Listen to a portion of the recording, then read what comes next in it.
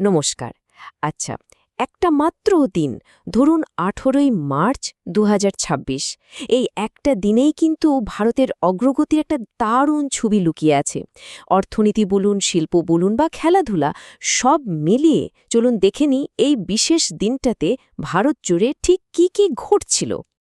আমরা মোট ৫টা ভাগে আজকের আলোচনাটা সাজিয়েছি। প্রথমে দেশের অর্থনৈতিক অবস্থাটা একটু ঝালিয়ে নেব, তারপর দেখব বিশ্বমঞ্চে ভারতীয় প্রতিভার ঝলক, এরপর পরিকাঠামো উন্নয়ন আর জনস্বাস্থ্যের উদ্যোগ নিয়ে কথা বলে শেষে খেলাধুলার এক অসাধারণ সাফল্যে গিয়ে থামব। তাহলে আর দেরি কেন, চলুন শুরু করা যাক দেশের অর্থনীতি দিয়ে। মানে দেশের আর্থিক স্বাস্থ্য ঠিক কেমন আছে সেটা আমরা কি দেখে বুঝতে পারি, চলুন জেনে নেওয়া যাক। প্রথম প্রশ্নটাই আসে, রাজ্যগুলোর আর্থিক অবস্থা কেমন, মানে তারা কেমন কাজ করছে।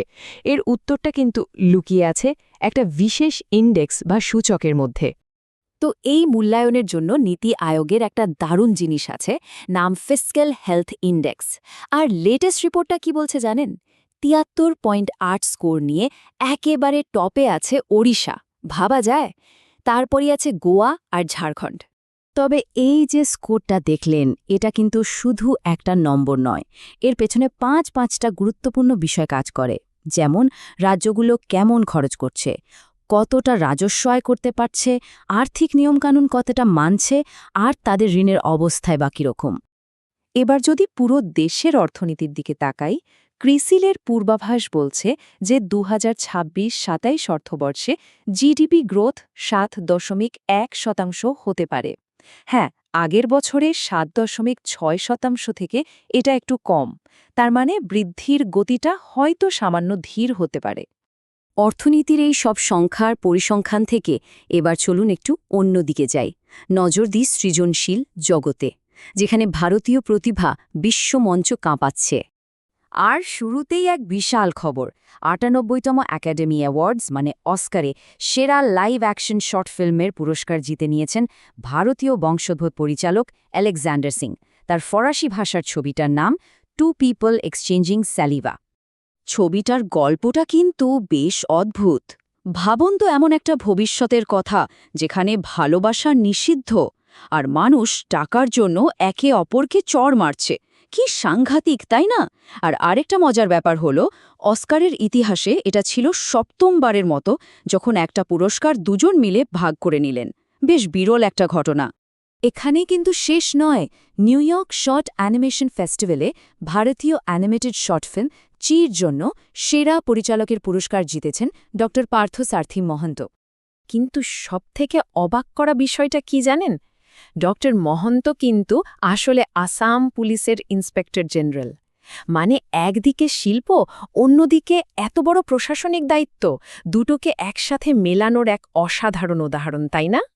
চলুন এবার একেবারে মাঠের খবরে যাওয়া যাক, যেখানে নতুন নতুন উদ্ভাবন আর পরিবেশ নিয়ে দারুণ সব কাজ একটা ভালো ভবিষ্যতের ভিত তৈরি করছে। উড়িষ্যার কেন্দ্রপাড়া জেলার কুসুমপুর গ্রাম, এই গ্রামটা এখন রাজ্যের প্রথম স্মার্ট ভিলেজ হিসেবে তৈরি হচ্ছে। আসলে বিকশিত ভারত আর ২০৪৭-এর যে লক্ষ্য, সেটারই একটা দারুণ মডেল হয়ে উঠছে এই গ্রামটা। কিন্তু একটা গ্রাম স্মার্ট হচ্ছে কি করে? দেখুন, সেখানে ফসল নষ্ট হওয়া আটকাতে বৈজ্ঞানিক পদ্ধতিতে শস্য রাখা হচ্ছে, সৌরশক্তির ব্যবহার বাড়ছে, উন্নত রান্নার জ্বালানি তৈরি হচ্ছে, আর সবচেয়ে বড় কথা, নিরাপদ পানীয় জলের ব্যবস্থা করা হচ্ছে। গ্রামের পাশাপাশি শহরের পরিবেশ নিয়েও কিন্তু কাজ হচ্ছে। আর এখানেই আসছে একটা বিশাল সংখ্যা, $৩০০ মিলিয়ন। বিশ্বব্যাংক এই বিরাট অঙ্কের টাকা উত্তরপ্রদেশকে ঋণ হিসাবে অনুমোদন করেছে।